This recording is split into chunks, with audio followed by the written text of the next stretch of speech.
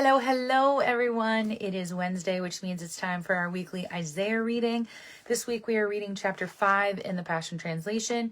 If you are watching on Facebook, the footnotes for this, and oh my goodness, okay, so these are all footnotes. The footnotes for this will be in the comment section. If you're watching on YouTube, they'll be in a separate post. But for now, let's just get straight into our reading for this week. Isaiah chapter 5, Isaiah's love song. Let me sing a song for the one I love, called My Lover and His Vineyard. My beloved planted a vineyard on a very fertile hill. First, he dug up its ground and hauled away its stones, so he could plant within it the choicest of wines. He built a watchtower in the middle of it and carved a winepress out of its rock. He fully expected it to bear good grapes, but instead it produced only worthless wild grapes. So now, you residents of Jerusalem and people of Judah, you be the judges. What more could I have done for my vineyard? When I expected it to bear luscious grapes, why did it produce only wild, worthless grapes? So let me tell you what I am about to do to my vineyard. I will tear down its fence, and it will be plundered. I will break down its wall, and it will be destroyed. I will make it a wasteland, and no one will cultivate the land. It will grow only weeds and thorns. I will command the clouds, and they will not drop their rain upon it. For Israel is this vineyard of Yahweh, the commander of angel armies, and the people of Judah are the garden of his delight. When he waited for a crop of justice, he got a harvest of bloodshed. When he waited to reap fairness, he heard only the cries of victims. Woe to those who in their greed buy up house after house to make one grand estate, until there is no place for anyone else and only the landowner is left. This is what Yahweh, the commander of angel armies, said in my ears. Truly, many of your houses will become devastated, and your large, impressive mansions will have no one living in them. Indeed, even a vast vineyard will produce only a few gallons of wine, and several bushels of seed will produce only a bushel of harvest. Woe to those who start drinking early in the morning, lingering late into the night to get drunk with wine. Their lavish parties are complete with the music of harps and flutes, and the wine flows. Yet they have no respect for what Yahweh has done, nor do they contemplate the work of his hands. Therefore, my people go into exile for lack of understanding. Their leaders are starving, their multitudes parched with thirst. The shadowy realm of death grows thirsty for souls, and opens its mouth even wider to drink in the people.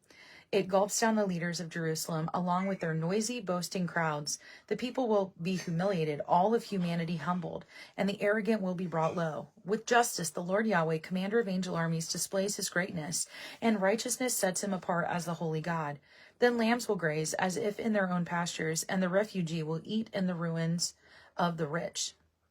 Woe to those who drag behind them their guilt with ropes made of lies, straining and tugging, harnessed to their bondage. They say, may God hurry up and bring his judgment so that we can see it once and for all. Let the prophetic plan of the Holy One of Israel quickly come to pass so that we can see what it is. Woe to those who call evil good and good evil, who replace darkness with light and light with darkness, who replace bitter with sweet and sweet with bitter. Woe to those who are wise in their own eyes and see themselves as clever and shrewd.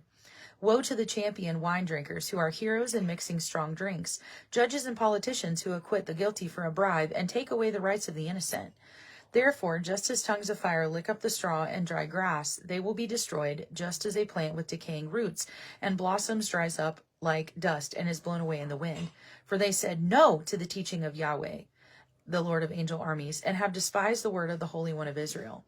For this reason, Yahweh's anger burned against his people, and he struck them down with his holy hand.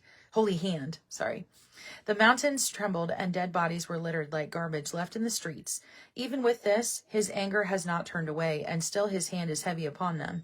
He will lift up a banner to signal the distant nations. He whistles for them to come from the ends of the earth. Look, here they come, running swiftly and speedily. Not one warrior stumbles or grows weary, not even stopping to rest or sleep. They are battle ready.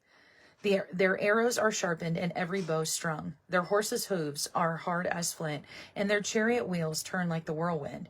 Their shout is like a lion's roar, the roar of strong lions growling as they seize their prey. They carry away captives, and none can rescue them.